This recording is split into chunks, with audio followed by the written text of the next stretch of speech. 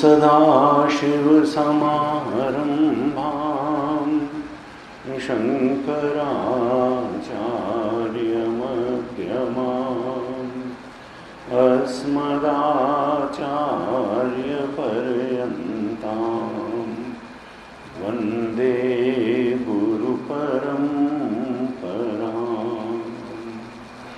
अज्ञानतिमिरान्धस्य ज्ञानाञ्जनशलाकया चक्षुरुन्मीलितं येन तस्मै श्रीगुरवे नमः। तस्मै श्रीगुरवे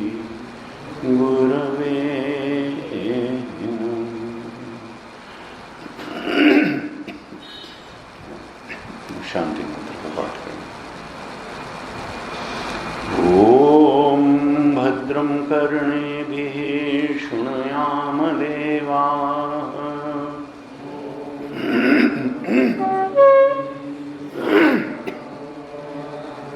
भद्रं पश्येमाक्षभिर्यजत्राः।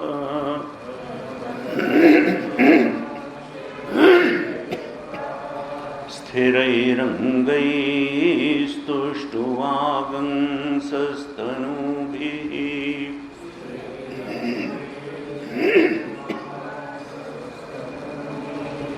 व्यशेम देवहितं यदायुः।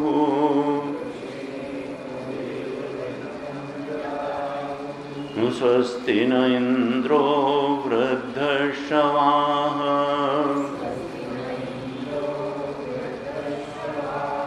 स्वस्ति नः पूषा विश्ववेदाः।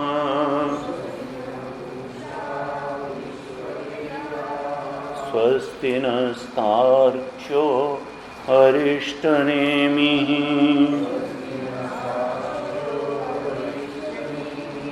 स्वस्ति नो बृहस्पतिर्दधातु।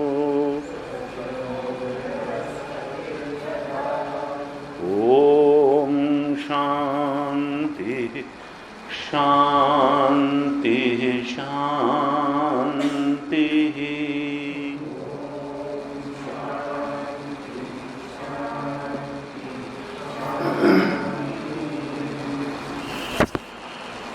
द्वैत प्रकरण के 17वें श्लोक से 17th कारिका अद्वैत प्रकरण।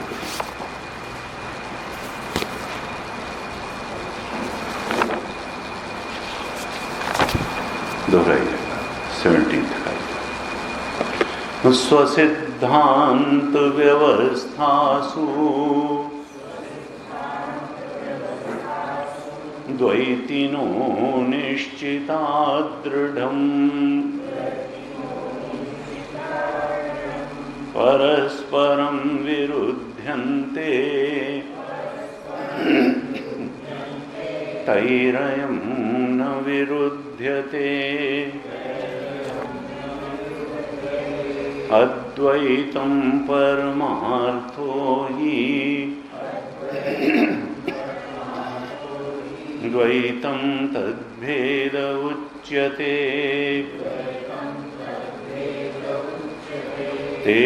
तेषामुभयथा द्वैतं तेनायं न विरुध्यते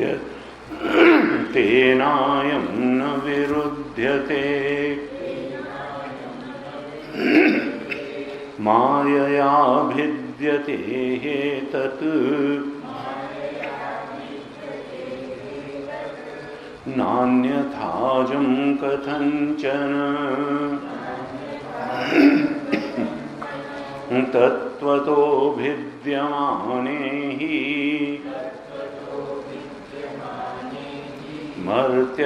मर्त्यताममृतं व्रजेत् अजातस्यैव भावस्य जातिमिच्छन्ति वादिनः अजातो ह्यमृतो भावः मर्त्यतां कथमेष्यति न भवत्यमृतं मर्त्यं न मर्त्यम् अमृतं तथा प्रकृतेरन्यथा भावः न कथञ्चित् भविष्यति स्वभावेनामृतो यस्य भावो गच्छति मर्त्यताम् कृतकेनामृतस्तस्य कथं स्थास्यति निश्चलः भूततो वापि सृज्यमाने समाश्रुतिः निश्चितं युक्तियुक्तं च यत्तद्भवति नेतरत् नेहनानेति चाम्नायात्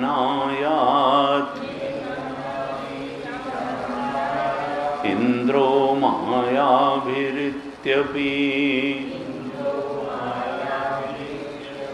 अजायमानो बहुधा मायया जायते तु सः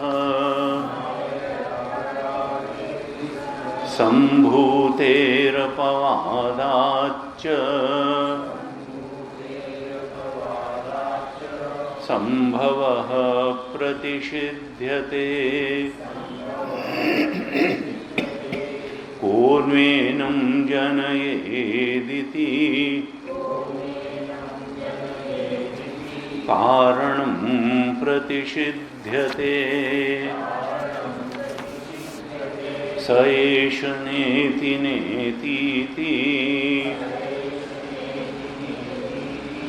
व्याख्यातं निह्नुते यतः सर्वम् अग्राह्यभावेन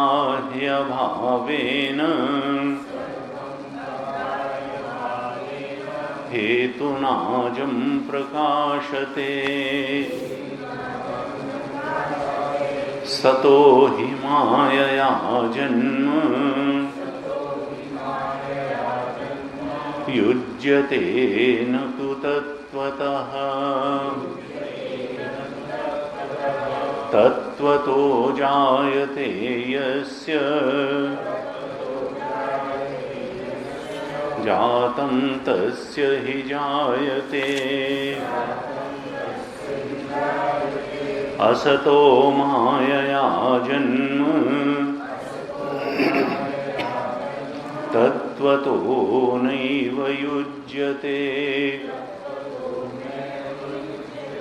वन्ध्या पुत्रो न तत्त्वेन मायया वापि जायते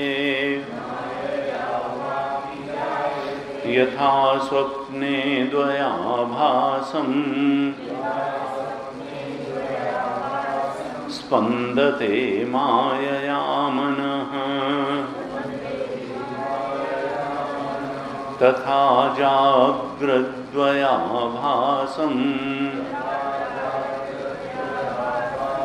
स्पन्दते मायया मनः अद्वयं च द्वयाभासम् मनः स्वप्नेन संशयः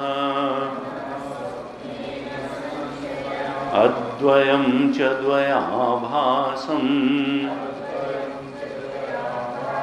तथा जाग्रन्न संशयः मनोदृश्यमिदं द्वैतम् यत्किञ्चित् सचराचरम् मनसो ह्यमनी भावे द्वैतं नैवोपलभ्यते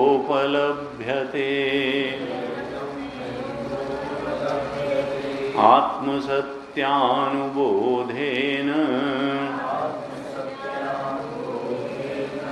न संकल्पयते यदा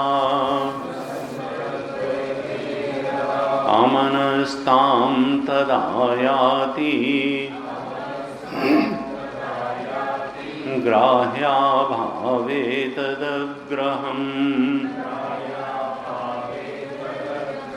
अकल्पकमजं ज्ञानम् ज्ञेयाभिन्नं प्रचक्षते ब्रह्मज्ञेयमजं नित्यम् अजेनाजं विबुध्यते।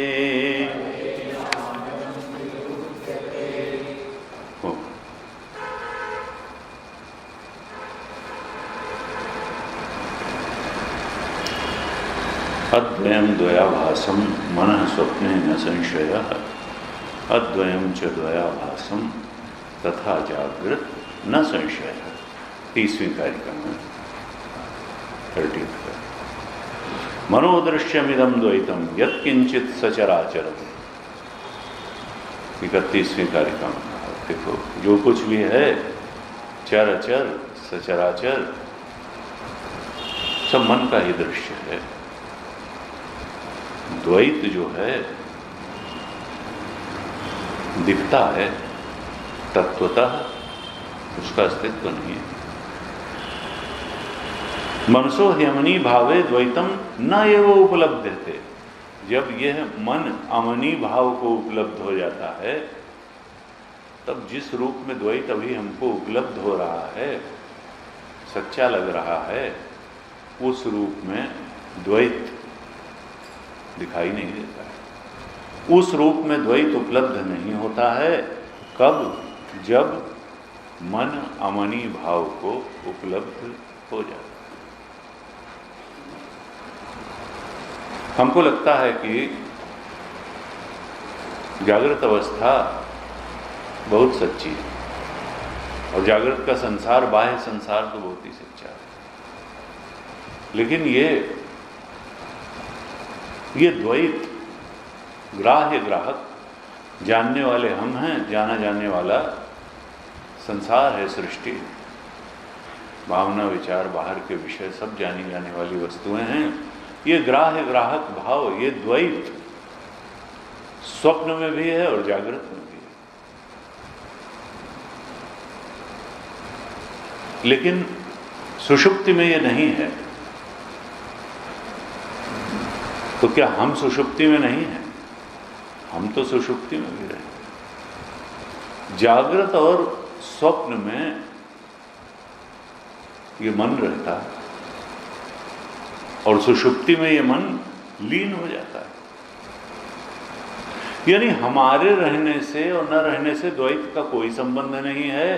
इस मन के रहने या न रहने से द्वैत का संबंध है। जागृत अवस्था में भी मन रहता है और स्वप्न अवस्था में भी मन रहता है, और ये द्वैत भी जागृत अवस्था में रहता है और स्वप्न अवस्था में रहता है। और सुषुप्ति अवस्था में जब ये मन लीन हो जाता है तब द्वैत नहीं रहता है। इसका मतलब क्या है कि मन का संबंध हमारे अस्तित्व से नहीं है, हमारे होने से नहीं है, बल्कि मन के होने से है।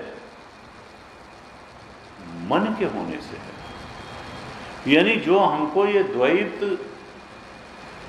का आभास होता है, द्वैत की प्रतीति होती है, द्वैत सच्चा सच्चा लगता है, इसका कारण हमारा होना नहीं है, मन का होना है। यानी द्वैत डिपेंड्स ऑन मन, नॉट आवर ओन एग्जिस्टेंस।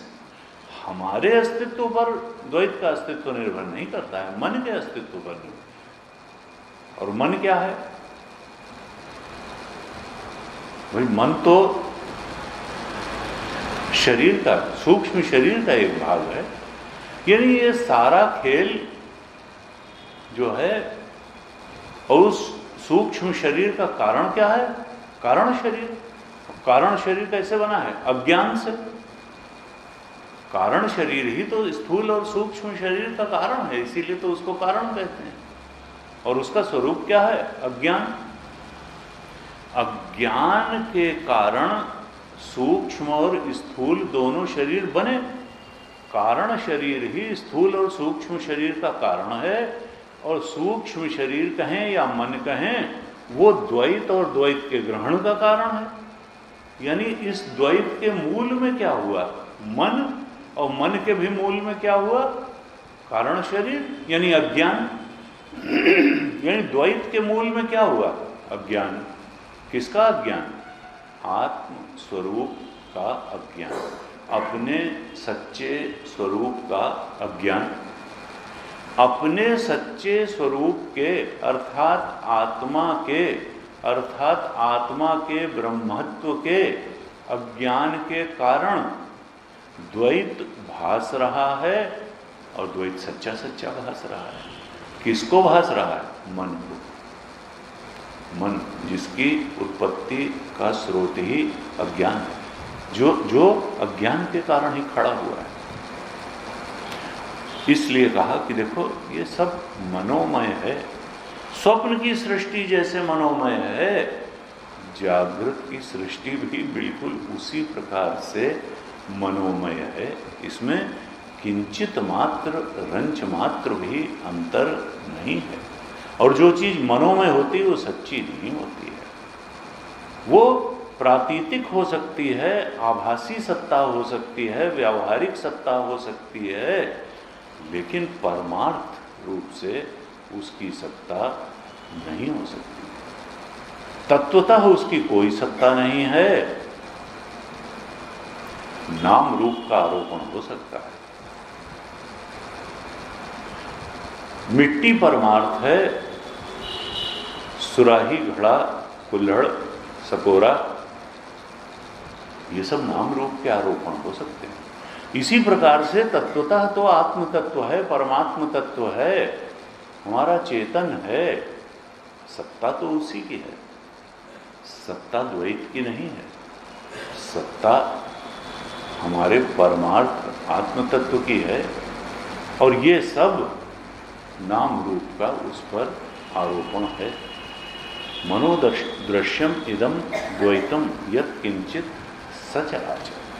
और मनसो हेमनी भावे द्वैतम न एव उपलब्ध, द्वैत इस प्रकार से उपलब्ध नहीं होता। तो ज्ञानी को द्वैत की जैसी उपलब्धि होती है और अज्ञानी को द्वैत की जैसी उपलब्धि होती है, उसमें बहुत अंतर है। ऐसा नहीं कि अज्ञानी को संसार नहीं दिखता है, शत्रु मित्र नहीं दिखता है, हितैषी और द्वेष मानने वाला नहीं दिखता है, दिखता उसको भी सब है, लेकिन उसको बाधित वृत्ति से दिखता है, उसको सच्चा नहीं दिखता है।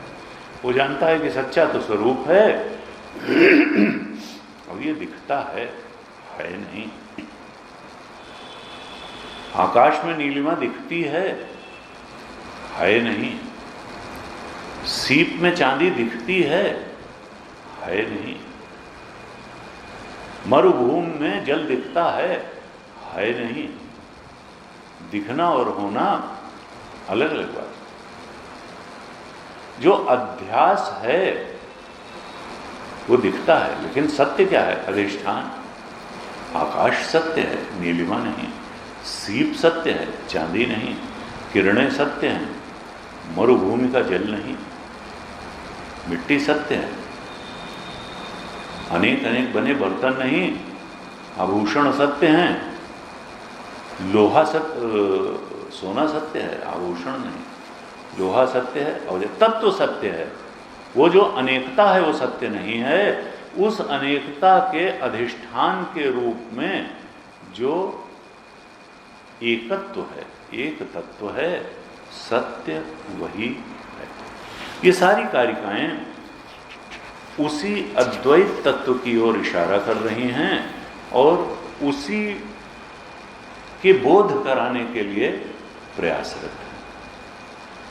हमने 17-18 कारिका पर थोड़ी चर्चा की थी पिछली कक्षा में।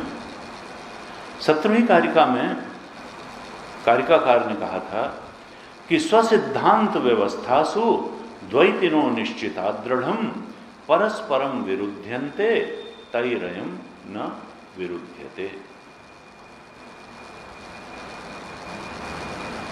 जो ये द्वैतवादी हैं, जो कहते हैं कि नहीं, देखो जगत भी सत्य है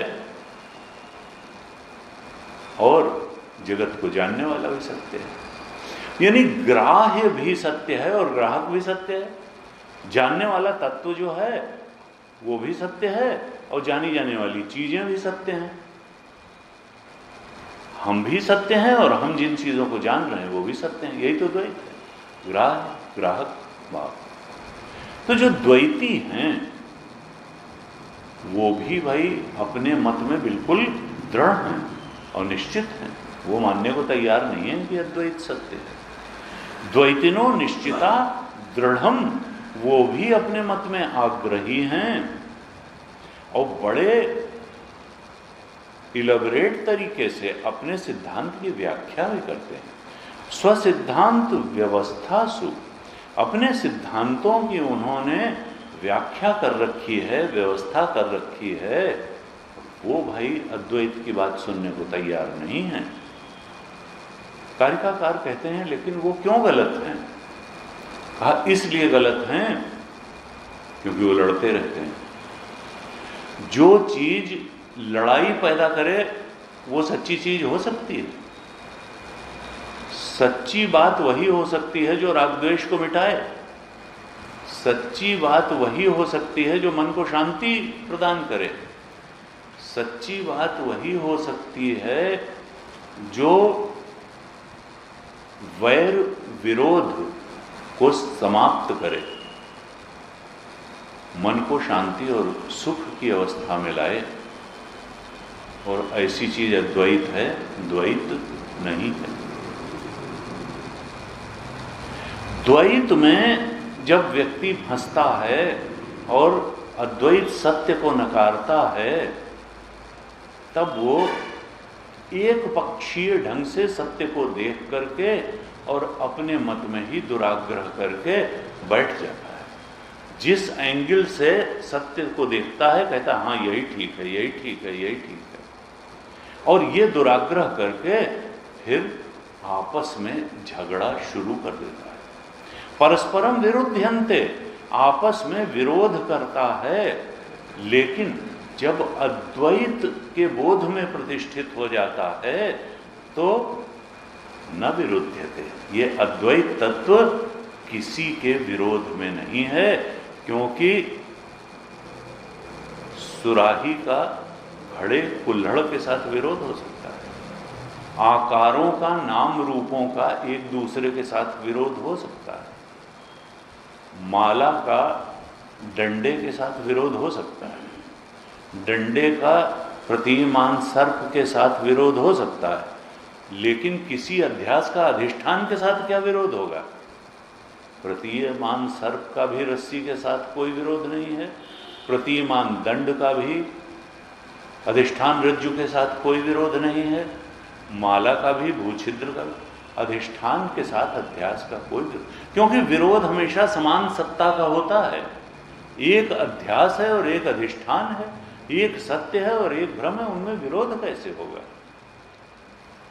लेकिन दंड और सर्प में विरोध हो सकता है, माला में और सर्प में विरोध हो सकता है। जो अध्यसित सिद्धांत हैं उनमें विरोध हो सकता है, जो मूल बात है उसमें कैसे विरोध होगा? तैरम न विरुध्यते। यही कारण है कि गौतम कणाद की बात नहीं मानेंगे,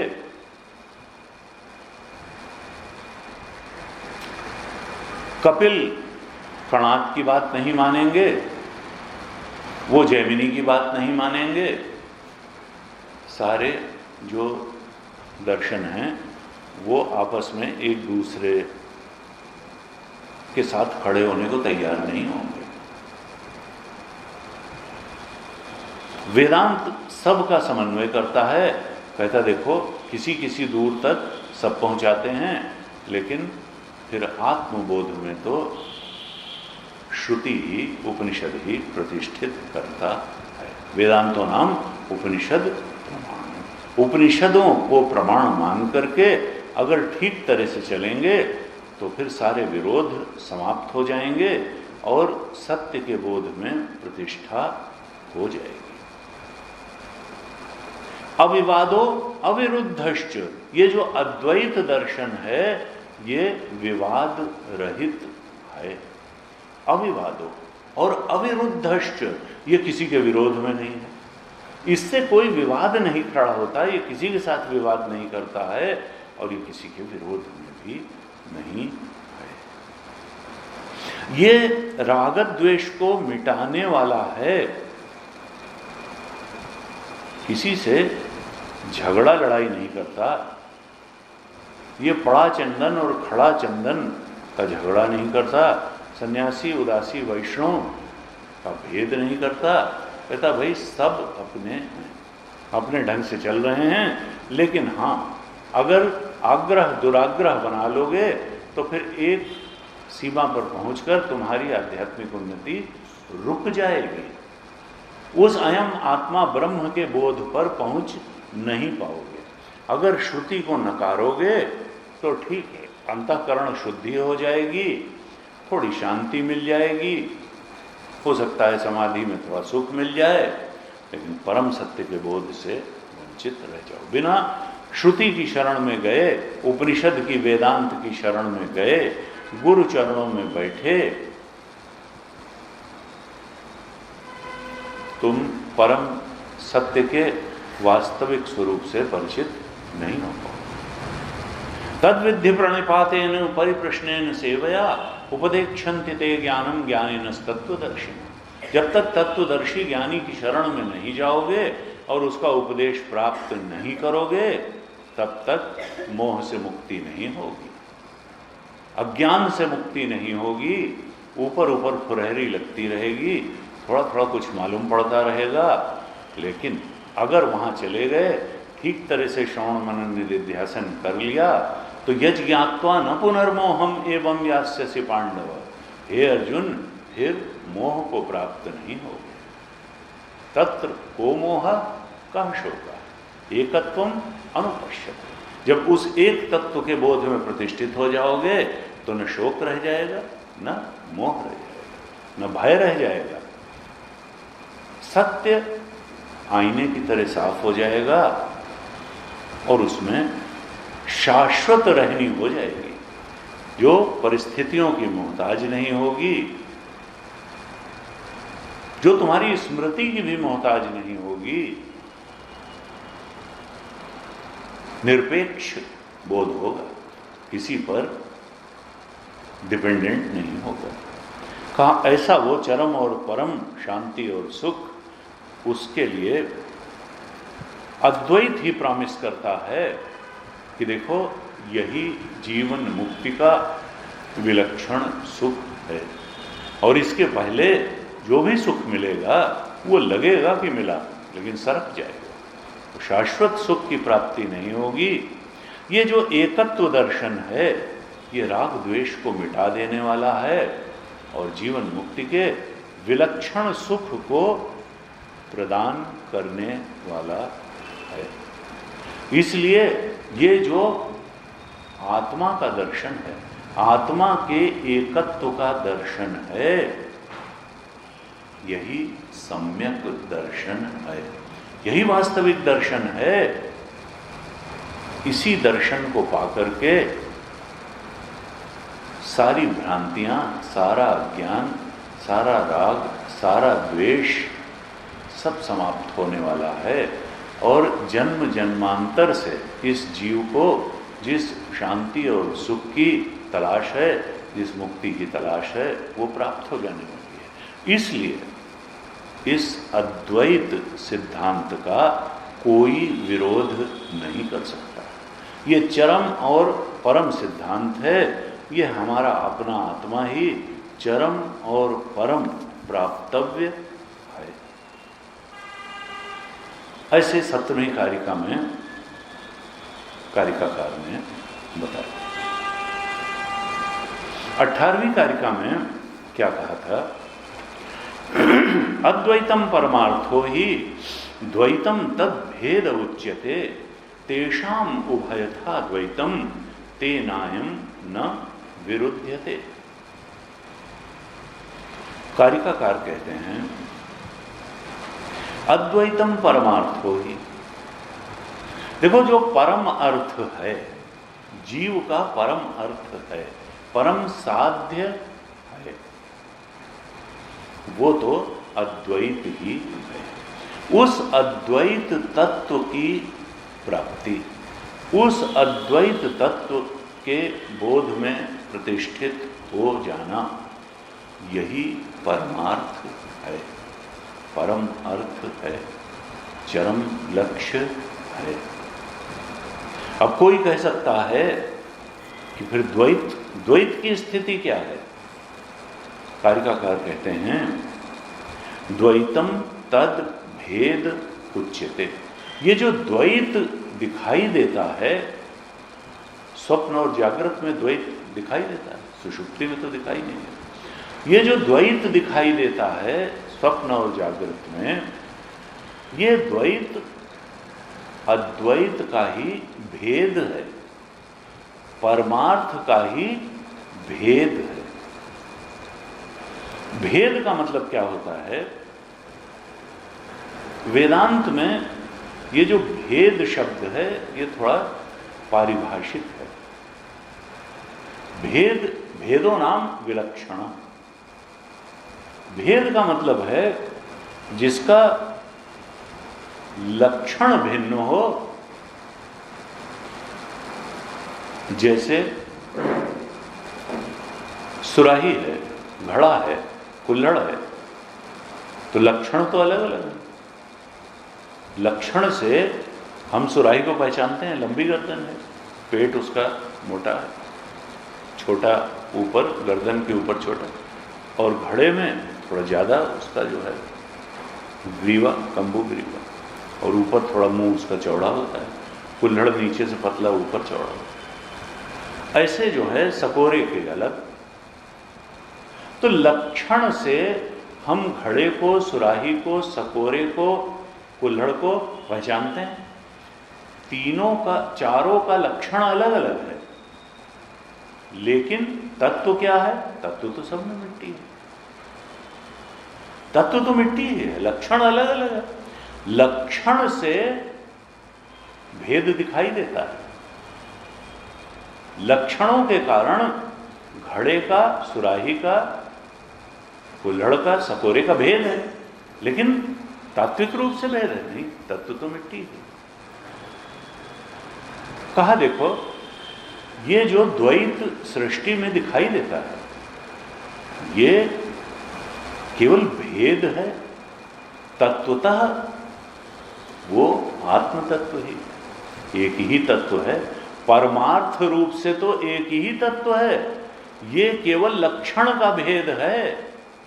लक्षण अलग अलग होने से इनकी वासना अलग, इनकी वासना अलग, इनकी वासना अलग, इनके मन और बुद्धि का स्ट्रक्चर थोड़ा अलग, इनका शरीर अलग, इनकी आयु अलग, इनका सारे में लक्षण का ही भेद है, तत्व का भेद नहीं।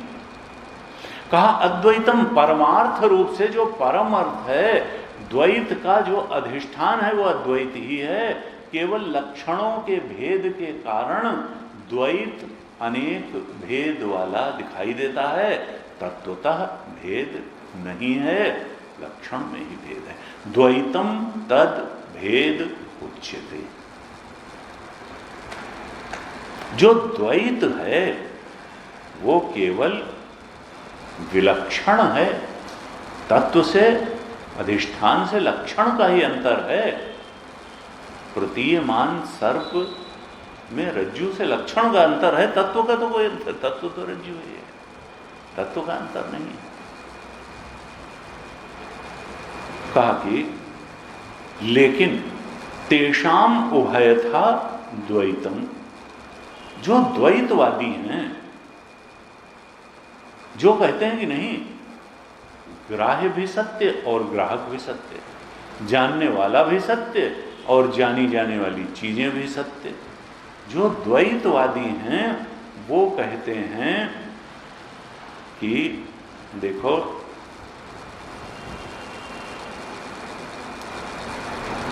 परमार्थ में भी द्वैत है और जो अपरमार्थ है, अपरमार्थ में भी द्वैत है। दोनों प्रकार से द्वैत है। अद्वैत क्या कहता है कि परमार्थ में तो द्वैत है,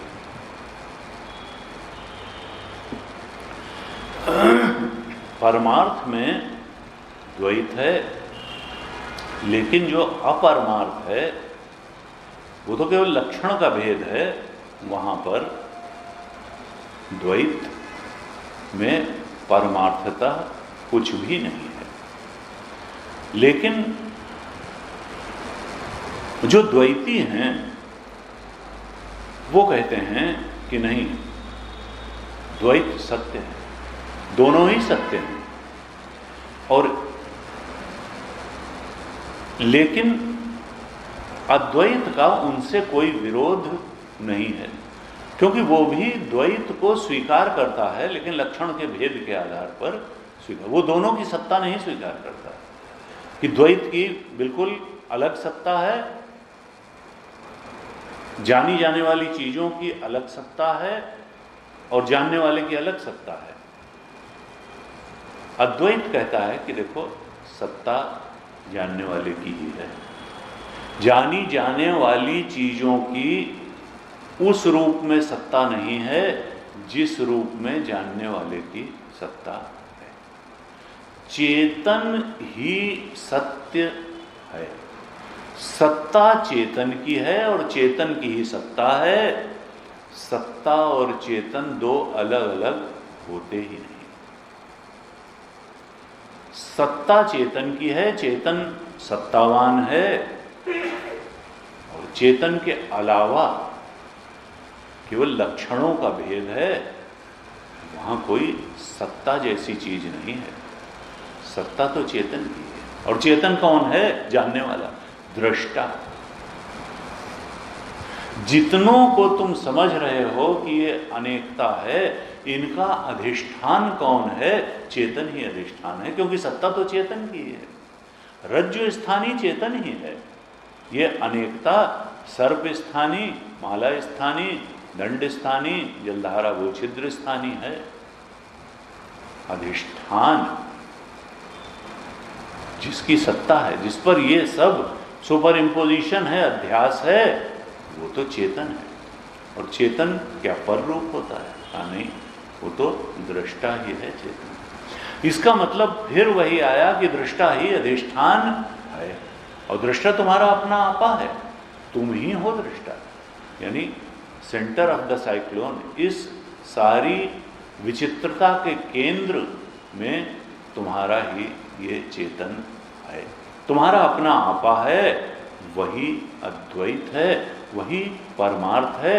इसके अलावा जितना द्वैत है वो केवल लक्षण का भेद है, उसकी कोई सत्ता नहीं है। सत्ता तो चेतन की ही है, और चेतन ही सत्तावान है। ये जो कुछ भी जागृत, स्वप्न और सुषुप्ति है, ये सब जिसको मालूम पड़ती है वही सत्य है। किसको मालूम पड़ती है? हमको। और किस में मालूम पड़ती है? हमारे में ही, हमारे अंदर ही तो सब जागृत की अवस्था मालूम पड़ती है, स्वप्न की अवस्था मालूम पड़ती है, और सुषुप्ति को जानने वाले भी हम ही हैं। हमको ही ये तीनों अवस्थाएं मालूम पड़ती हैं, और हम में ही मालूम पड़ती हैं। तो जिसको मालूम पड़ती हैं और जिसमें मालूम पड़ती हैं, सत्य तो वही है, सत्ता उसी की है। और चेतन में ही तो, चेतन ही को तो मालूम पड़ती है। जड़ को तो कोई, जड़ न अपने को जानता है और न दूसरे को जानता है। चेतन की ये परिभाषा है, जो स्वयं को भी जानता है और दूसरे को भी जानता, अपने होने को भी जानता है और दूसरे के होने को भी जानता है, उसी को तो चेतन कहते हैं। और जड़ किसको कहते हैं? जो ना अपने होने को जानता है, ना दूसरे के होने को जानता है। तो ये तीनों अवस्थाएं हमको ही मालूम पड़ती हैं और हम में ही मालूम पड़ती हैं। इसलिए हमारे अंदर जो चेतन है वही इनको जानने वाला है, और उसी में ये मालूम पड़ती हैं। ये जागृत हमको मालूम पड़ा और हम में मालूम पड़ा, और सुषुप्ति में क्या हुआ? ये जागृत और स्वप्न दोनों लीन हो गए, इनका अभाव हो गया। वहां न जागृत का द्वैत रह गया, न स्वप्न का द्वैत रह गया। तो क्या हम भी नहीं रह गए? नहीं, हम तो रहे। जागृत का भी अभाव हो गया, स्वप्न का भी अभाव हो गया डीप स्लीप में, लेकिन हमारा अभाव तो हुआ नहीं। द्वैत का अभाव हो गया, जागृत के द्वैत का भी अभाव हो गया, स्वप्न के द्वैत का भी अभाव हो गया, लेकिन हमारा अभाव नहीं हुआ। इसका मतलब क्या है? कि हमारी सत्ता इस द्वैत की सत्ता से ज्यादा गहरी सत्ता है। हमारी सत्ता में ही कभी इस द्वैत की प्रतीति होती है और कभी इस द्वैत का अभाव हो जाता है। उस अपने अभाव के अधिष्ठान में ही कभी इस द्वैत की प्रतीति होती है और कभी इस द्वैत का अभाव हो जाता है। डीप स्लीप में, सुषुप्ति में इस द्वैत का अभाव हो जाता है, और उसी अभाव के अधिष्ठान में अर्थात हम में इस द्वैत की फिर प्रतीति होने लगती है। और वेदांत का एक सिद्धांत है कि अपने अभाव के अधिष्ठान में अगर किसी चीज की प्रतीति होती है तो वो मिथ्या होती है, वो वहां दिखती है, वो वहां होती नहीं है। यही तो मिथ्या की परिभाषा है। अविद्यमाने सति भासमानत्वम मिथ्यात्वम। जो विद्यमान न होते हुए भी भासमान होती है उसको कहते हैं मिथ्या। प्रतीयमान सर्प विद्यमान नहीं है लेकिन भासमान है। माला रस्सी में माला विद्यमान नहीं है लेकिन भासमान है। अपने वो सर्प कहां दिखाई दे रहा है? अपने अभाव के अधिष्ठान में प्रतीत होने के कारण ही तो सर्प मिथ्या है। जो भी चीज अपने अभाव के अधिष्ठान में दिखाई देती है उसी को तो वेदांत मिथ्या कहता है। अब ये जागृत और स्वप्न का द्वैत सुषुप्ति में कहीं नहीं दिखाई दिया, अभाव को प्राप्त हो गया। हम तो अभाव को प्राप्त नहीं हुए, लेकिन डीप स्लीप में, सुषुप्ति में ये जागृत और स्वप्न का द्वैत अभाव को प्राप्त हो गया और फिर उसी अपने अभाव के अधिष्ठान में ही ये फिर से प्रकट हो गया। जब जागृत अवस्था आई तो उसी अपने अभाव के अधिष्ठान से ये द्वैत जागृत अवस्था में प्रकट हो गया और स्वप्न अवस्था में भी अपने उसी अभाव के अधिष्ठान से ये द्वैत प्रकट हो गया। इसका मतलब क्या है कि ये जो द्वैत है ये अपने अभाव के अधिष्ठान में ही लीन हो जाता है और प्रकट हो जाता है। यानी ये कहाँ प्रतीत होता है, कहाँ दिखाई देता है? अपने अभाव के अधिष्ठान में। यानी हमारा जो अपना आपा है, जो चेतन है, जो तत्व है, जो स्वप्न और जागृत के न रहने पर भी रहता है, उस अपने इस आपा में, चेतन अधिष्ठान में ही ये जागृत और स्वप्न का द्वैत कभी प्रतीत होता है और कभी लीन हो जाता है अभाव को। यानी हमारे उस अद्वैत चेतन में इसका अभाव है और उस अपने अभाव के ही अधिष्ठान में ये जागृत का द्वैत प्रतीत होता है और स्वप्न का द्वैत भी प्रतीत होता है। और अपने अभाव के अधिष्ठान में प्रतीत होने वाली चीज मिथ्या होती है, वो सत्य नहीं होती है। इसीलिए वेदांत कहता है कि जागृत सत्य नहीं है। ये मन के स्तर का सत्य हो सकता है, आत्मा के स्तर का सत्य नहीं है, क्योंकि जागृत और स्वप्न में मन है, सुषुप्ति में मन नहीं है। आत्मा के लिए मन का कोई अस्तित्व नहीं, वो तो अज्ञान के कारण मन की स्थिति। तो ये कहा कि देखो अद्वैतम परमार्थो ही, 18वीं कारिका क्या कहती है कि अद्वैतम परमार्थो, ये जो अद्वैत है यही परमार्थ है। और द्वैत क्या है? तद भेद उच्यते, द्वैत तो उसका भेद है।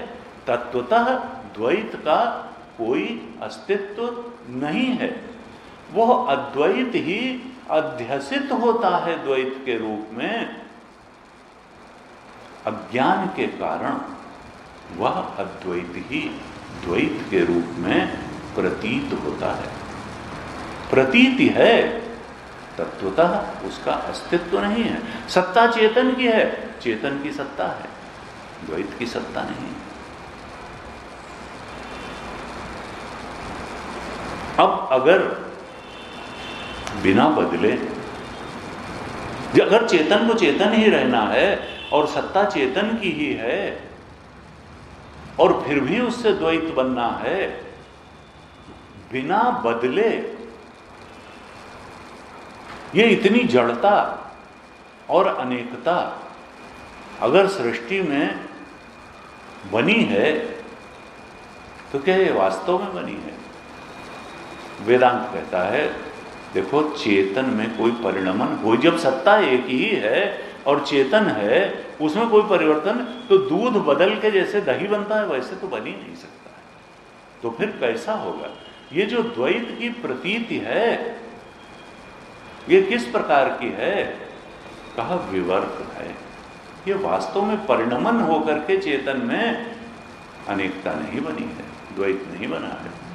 ये तो केवल विवर्त है, सुपर इम्पोजिशन है। और इसीलिए वो क्लासिकल उदाहरण सर्प रज्जु का दिया जाता है कि रज्जु बिना थोड़ा सा बदले सर्प बन जाती है, माला बन जाती है।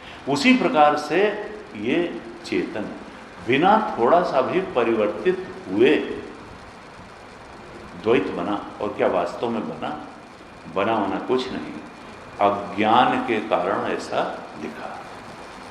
अज्ञान के कारण वही चेतन अनेक और द्वैत के रूप में अनुभव में आता है। किसको? अज्ञानी को, ज्ञानी को नहीं। ज्ञानी जानता है कि तत्व एक। अज्ञानी को ऐसा अनुभव होता है, ज्ञानी तो जानता है कि जिसमें दिख रहा है और जिसको दिख रहा है सत्य तो वही है, अनेकता सत्य नहीं। अनेकता सत्य नहीं है, अनेकता हो नहीं। चेतन में स्वात्मनि क्रिया विरोधात, हमने पहले भी, वेदांत का सिद्धांत है कि अपने आप में कोई अगर चेतन ही था, चेतन ही सब कुछ के पीछे है, तो चेतन में जब तक कोई दूसरा ना हो तो क्रिया हो ही नहीं सकती। एकमेवाद्वितीयम, अगर एकमेव द्वितीयम ही था और चेतन ही था, दूसरा कोई था ही नहीं, तो एक्शन रिएक्शन होगा क्या? और फिर बनेगा कैसे कोई चीज? कुछ नहीं बन सकता। विवर्त है, दिखाई देता है, कुछ वास्तव में बना नहीं है। श्रुति ने कहा, भाष्यकार ने भाष्य लिखा जब, तो 2-3 श्रुतियां प्रोट की, कहा एकमेव अद्वितीयम, वो तत्व एकमेव अद्वितीयम है, वो तो एक और अद्वितीय तत्व है। और इंद्रो माया भी पुर रूप ईयते, वो इंद्र जो है, इंद्र का अर्थ यहाँ क्या है? वेदों में आता है, इसका मतलब है परमात्मा। वह परमात्मा माया से ही अनेक रूप दिखाई देता है। पुर रूप का अर्थ है अनेक रूप। इंद्रो माया भी पुर रूप ईयते, वो आत्म तत्व ही माया से अनेक रूप दिखाई देता है, अनेक रूप हो जाता है। कहा न तो तद द्वितीयम अस्ति, वहां उसके अलावा कुछ है ही नहीं, आत्म तत्व के अलावा कुछ भी नहीं है। न तो तद द्वितीयम अस्ति। और भाष्यकार ने बड़ा अच्छा दृष्टांत दिया भाष्य में, कहा देखो अद्वैत का तेनायम न विरुध्यते, चूंकि अद्वैत जानता है कि वहां अद्वैत तत्व आत्म तत्व के अलावा कुछ है ही नहीं, इसलिए द्वैती चाहें जड़ और चेतन सबको परमार्थ मानते रहें, लेकिन अद्वैत का किसी के साथ कोई विरोध नहीं है। कैसे नहीं है? कहा यथा मत्त गजारूढ़ उन्मत्तम भूमिष्ठम प्रति न वाहयति अविरोध बुद्ध्या तद्वत् ततः परमार्थतो ब्रह्म विद आत्मा एव द्वैतिनाम तेन अयम हेतुना अस्मत् पक्षो प्रति न वाहयति अविरोध बुद्ध्या तद्वत्। कहा कि न विरुध्यते तैहि, अस्मत् पक्षो न विरुध्यते तैहि। कहा देखो जैसे कोई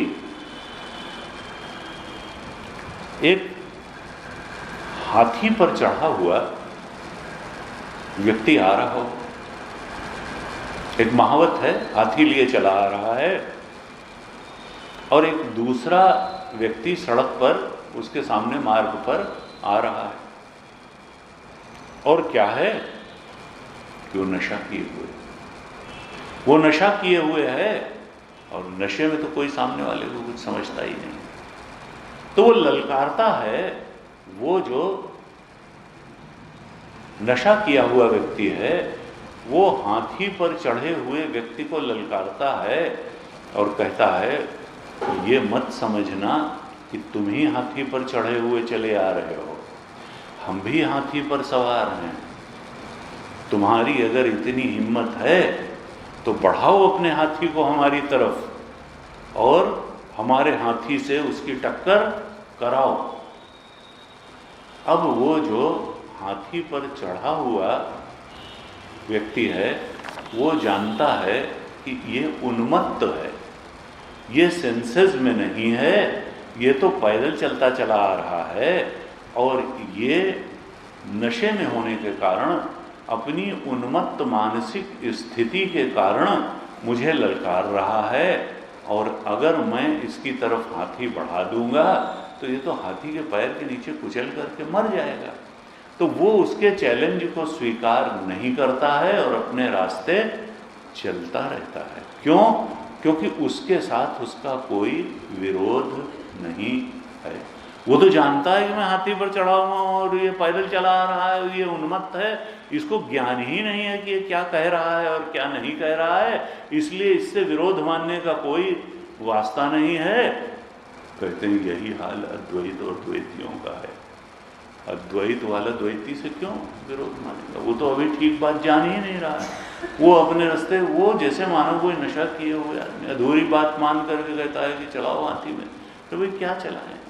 वो तो सत्य को पा गया, तो द्वैत में जो जिंदा है उसकी तरफ क्या हाथी बढ़। कहते हैं ऐसे ही भाष्यकार लिखते हैं कि द्वैतवादियों के साथ हमारा कोई विरोध ही नहीं है, क्योंकि जो ब्रह्मज्ञानी है उसने जान लिया है कि सत्य तो आत्मा है, और वो द्वैतवादियों की भी आत्मा है, वो सबकी आत्मा है, इसलिए उनका किसी से विरोध नहीं है। अद्वैत का किसी के साथ विरोध नहीं। तैरयम न विरुध्यते, उनका किसी के भी साथ विरोध नहीं है। का देखो, ये जो विरोध होता है ये समान सत्ताओं में होता है। एक व्यक्ति अगर पहाड़ की चोटी पर बैठा हुआ है और नीचे घाटी में कोई शेर भी दहाड़ रहा है, तो वो पहाड़ की चोटी पर बैठे हुए व्यक्ति का कुछ भी बिगाड़ नहीं सकता है। इसी प्रकार से परमार्थ सत्य में स्थित जो ज्ञानी है उसकी स्थिति है, वो अपनी प्रभुता में, अपने आनंद में लीन रहता है, उसका किसी से कोई विरोध नहीं होता, क्योंकि वो शिखर पर बैठा हुआ है, वो सत्य के शिखर पर आ गया, सबसे ऊंची स्थिति में आकर के बैठ गया। अखंडानंद महाराज कहते भाई कई बार जब अद्वैती ज्ञानियों की शिष्य और शिष्याएं भी कहते हैं, पंजाब में विशेष रूप से कहते थे कि किसी को अगर देखते हैं कि भाई माला वाला डाल के बैठा हुआ है, कहते हैं कि बाबा जी अभी तुम माला में ही लटके हो, अभी तुम माला में ही लटके हो, ये गुड़िया का खेल कब तक चलेगा? भाई सत्य के बोध में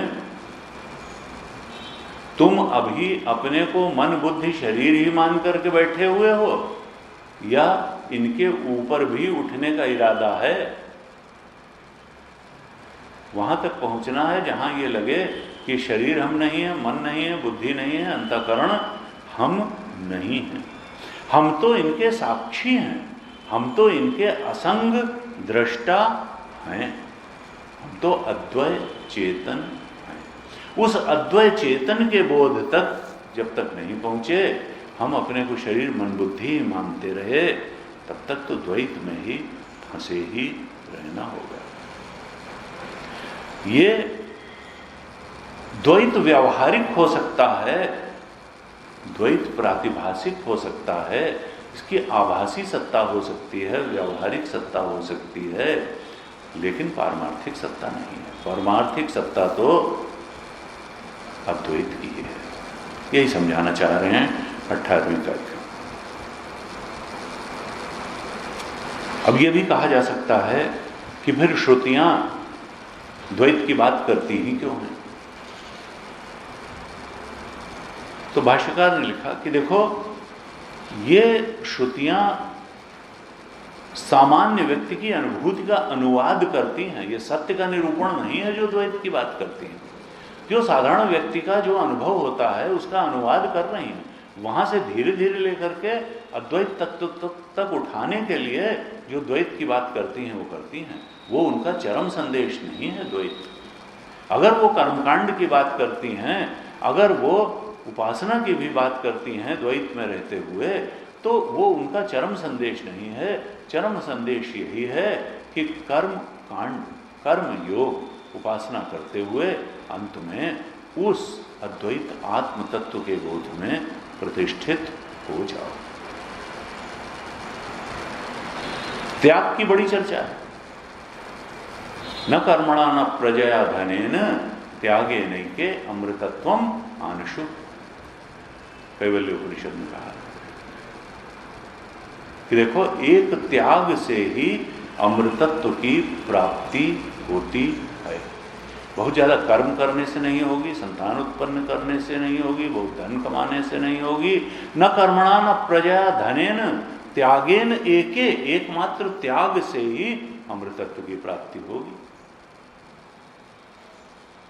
तो क्या करें? वो शिखध्वज और चूड़ाला की कहानी आती है। शिखध्वज चूड़ाला ब्रह्मज्ञानी थी, ब्रह्मचारी के वेश में शिखध्वज के पास जाती थी। राजन त्याग करो। उसने राजपाट का त्याग कर दिया, गंगा किनारे जाकर रहने लगा। एक कुटी बना ली, 3 टाइम स्नान करता था, अपना ध्यान जप कर। फिर पहुंची ब्रह्मचारी के वेश में। कहा राजन ज्ञान हुआ? उसने कहा कि ज्ञान नहीं हुआ। उसने कहा त्याग करो। उसने कहा क्या त्याग करें? झोपड़ी जला दी, खुले में रहने लगा। फिर भी भाई फिर आई 6 महीने ब्रह्मचारी के वेश में। कहा राजन ज्ञान हुआ? उसने ना। भाई लंगोटी भी छोड़ दी और तमाम चीजें छोड़ दी। तो उसने कहा त्याग करो, ज्ञान नहीं हुआ। ऐसे कई बार आती है। अंत में उसने कहा क्या त्याग करें? शरीर का ही त्याग कर दें क्या?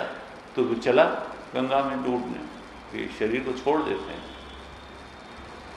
तब उन्होंने कहा कि नहीं, उपदेश करती है। तो एक चीज यह है कि जब श्रुति कह रही है कि त्यागे नहीं के अमृतत्व मानशु, सारे शास्त्र के त्याग से ही। अब त्याग जो है किस किस चीज का, कैसे त्याग करें? त्याग का मतलब क्या है? तो वेदांत कहता है कि देखो, त्याग का मतलब कोई चीज त्याग करना नहीं है।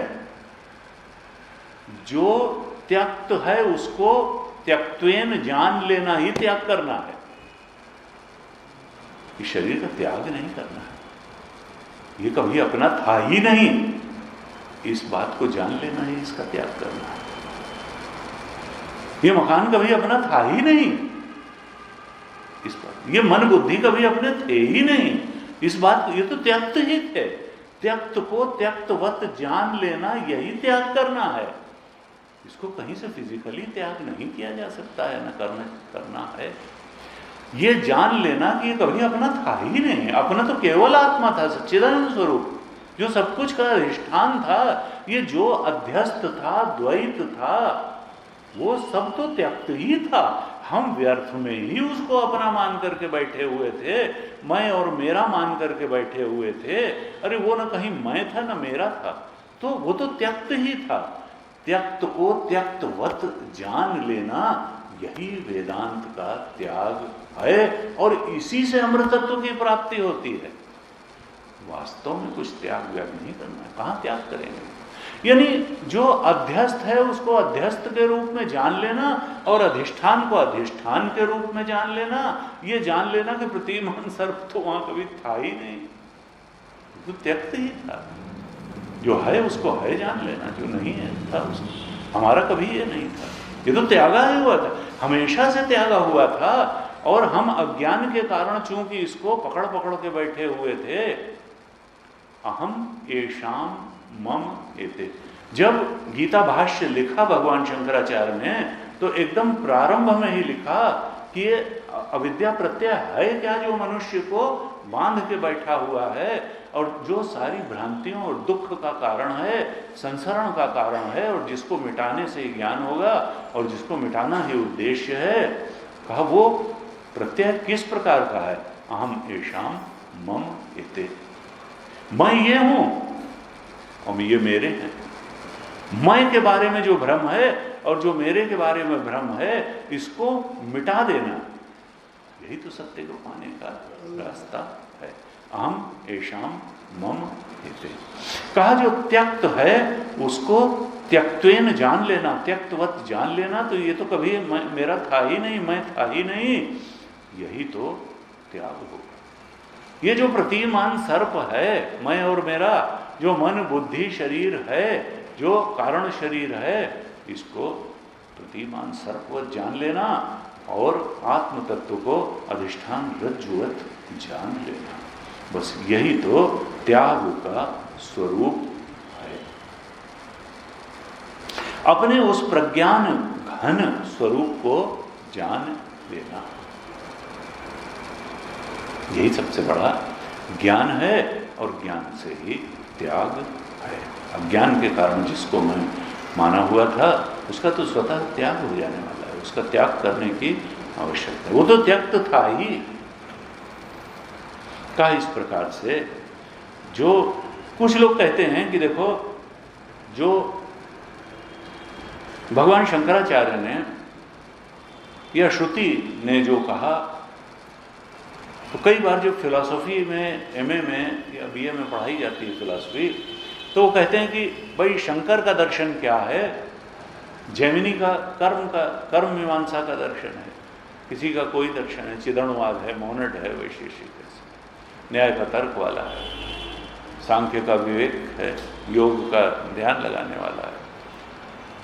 तो कहते हैं शंकर का दर्शन, उपनिषद दर्शन, वेदांत क्या है? कहा शंकर का दर्शन है मायावाद। मायावाद। तो संतों ने कहा कि देखो, अध्यास से किसी दर्शन का स्वरूप निश्चित नहीं होता, अधिष्ठान से होता है।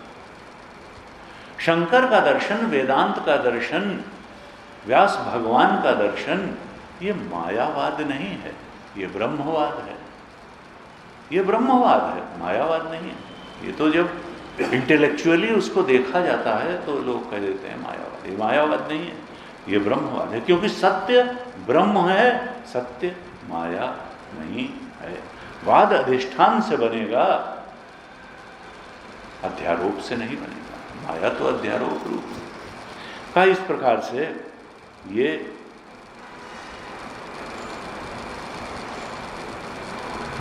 कहा क्षीरवत पश्यते ज्ञानम। गायों में अनेकता होती है। अभी ज्ञानी की होगा आगे, उसमें अमृत बिंदु उपनिषद में यह दृष्टांत है, क्षीरवत पश्यते ज्ञान।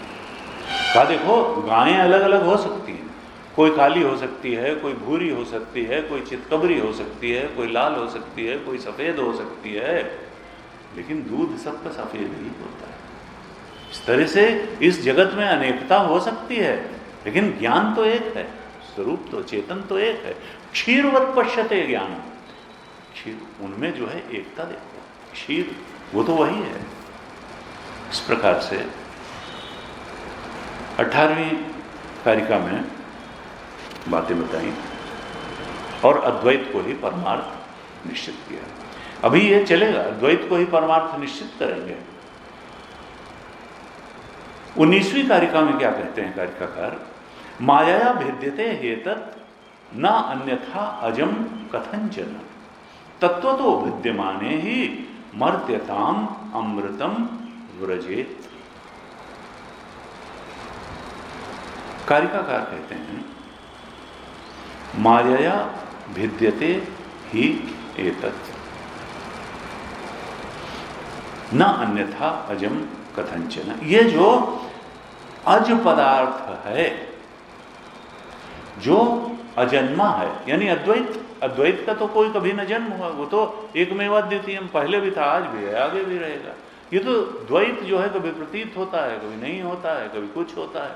तो चेतन तत्व है वो तो हमेशा ही। ये जागृत का द्वैत कभी है, कभी नहीं है, स्वप्न का द्वैत कभी है, कभी चेतन तो, अधिष्ठान तो हमेशा ही है। कहा ये जो अज अद्वैत है, ये भेद को कैसे प्राप्त होता है, अनेक बोध को कैसे प्राप्त होता है, अनेकता को कैसे प्राप्त होता है? कहा वास्तव में क्या प्राप्त हो जाता है? कहा वास्तव में तो प्राप्त ही नहीं हो सकता अनेकता को। तब कैसे प्राप्त होता है? कहा माया भिद्यते, माया के कारण ही ये भेद को प्राप्त होता है। भिद्यते अर्थात भेद को। इस एक अज तत्व में जो अनेकता, अनेक भेद दिखाई देने लगते हैं, इसका कारण क्या है? परिवर्तित होकर बनता है दूध से दही की तरह? ना, कहा नहीं। माया के कारण ये जो एक अद्वैत अजन्मा तत्व है, ये माया के कारण ही अनेक भेद को प्राप्त हो जाता है। न अन्यथा कथंचन, और किसी प्रकार से ये अनेक भेद को प्राप्त हो ही नहीं सकता है। केवल माया के कारण ही ये ऐसे अनेक भेद को प्राप्त हो सकता है। और माया का मतलब क्या है? कहा माया का अर्थ है कि माया के कारण जो चीज दिखती है वो वहां होती नहीं है। माया का मतलब ये, माया से जो चीज दिखती है वो वहां होती नहीं है, केवल दिखती है। यही से कहते हैं ना माइक, माया। जो न होते हुए भी दिखा दे वो है माया।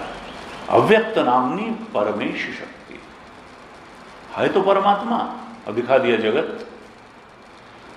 है तो एकता, दिखा दिया अनेकता। है तो चेतन, दिखा दिया जड़। माया जो चीज है नहीं उसको दिखाने की ताकत रखती है, ये माया है। तो माया भिद्यते ही एतत् न अन्यथा अजम कथंचन। वो जो एक अद्वैत तत्व है, अज तत्व है, वो केवल माया से अनेक भेद को प्राप्त हो सकता है, न अन्यथा और किसी प्रकार से नहीं। कहा तत्व तो भिद्यमान ही मर्त्यताम अमृतम व्रजेत। कारिकाकार कहते हैं कि तत्व तो भिद्यमान ही, अगर तो ये भिद्यमान है अर्थात भेद को प्राप्त हो जाए तत्वतः, तब क्या होगा कि जातस्य ही ध्रुवो मृत्यु, जो पैदा हुआ है वो मरेगा जरूर। अगर ये अज तत्व जो अजन्मा अद्वैत चेतन है, ये भी तत्वतः भेद को प्राप्त हो जाए, तो फिर अगर इससे किसी नई चीज का परिणमन होकर के जन्म होगा तो फिर उसकी मृत्यु भी जरूर होगी। मर्त्यताम अमृतम व्रजेत, तब ये अमृत तत्व अज तत्व जो है मरणशीलता को प्राप्त हो जाएगा। ऐसा नहीं हो सकता है, आत्मा मरणशील नहीं है तो अमृत है। आत्मा अमृत है। अगर भेद वास्तविक हो जाएगा तब अज और अमृत आत्मा मरणशीलता को प्राप्त हो जाएगी, जो कि नहीं संभव। चेतन मरणशील नहीं हो सकता, आत्मा मरणशील नहीं हो सकती, और चूंकि मरणशील नहीं हो सकती इसलिए वो जन्म देने वाली भी नहीं हो सकती, क्योंकि जो जन्म देगा, जन्म अगर होगा तो मृत्यु भी होगी। आत्मा की कहाँ जन्म और कहाँ मृत्यु, इसलिए आत्मा से वास्तविक रूप में किसी चीज का जन्म हो ही नहीं सकता है, क्योंकि जन्म हो जाएगा तो मृत्यु भी। फिर आत्मा ने अगर जन्म दे दिया तो वो मृत्यु को भी प्राप्त होगा। आत्मा से न किसी चीज का जन्म होता है, न किसी चीज की मृत्यु होती है। तत्वतः तो आत्मा जैसा का तैसा रहता है, और तत्वतः जैसा का तैसा रहते हुए भी अगर भेद की प्रतीति हो रही है तो ये प्रतीति मात्र है, माया से ही उसमें भेद दिख रहे हैं, तत्वतः उसमें कोई भेद नहीं है।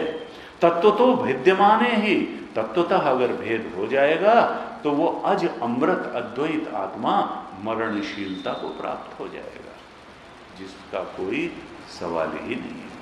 कहा इस प्रकार से क्या है कि ये प्रतीति मात्र है, ये जो भी द्वैत है ये आभास मात्र है, प्रतीति मात्र है, इसमें व्यवहार हो रहा है, प्रतीति हो रही, लेकिन सत्य तो परमार्थ तत्व ही है, वो एक तत्व ही सत्य है।